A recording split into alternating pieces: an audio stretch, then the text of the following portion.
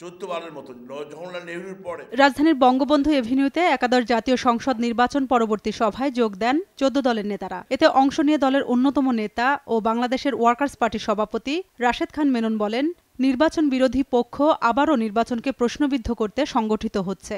দেশের মানুষ রাজনীতি এখন আর সংঘাত সংঘর্ষ এবং রক্তক্ষয় দেখতে চায় না। তারা চেয়েছে একটা স্থিতিশীল অবস্থা রাজনৈতিক সামাজিক সর্বক্ষেত্রে।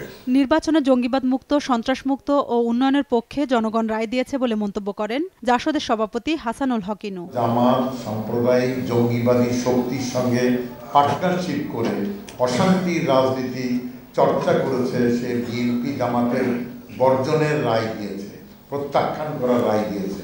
নির্বাচনকে কেন্দ্র করে একটি অশুভ শক্তি জনমনে আশঙ্কা সৃষ্টির চেষ্টা করেছিল বলে মন্তব্য করেন আওয়ামী লীগের সভাপতি মণ্ডলীর সদস্য ও 14 দলের সমন্বয়ক মোহাম্মদ নাসিম। বিএনপি সংসদে যাবে বলেও এ সময় আশা প্রকাশ করেন তিনি। মাথা গরম না করে, মাথা গরম অনেক ক্ষতি হয়েছে তাদের। এখন তারা যা পেয়েছে তাই নিয়ে তারা এখন আসলে আমাদের সঙ্গে তারা রাজনৈতিকভাবে কাজ করবে, এটা আমরা চাই, আশা করি।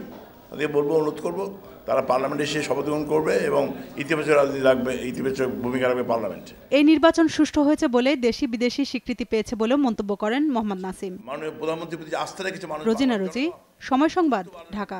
জওহরলাল নেহরুর পরে উপমহাদেশে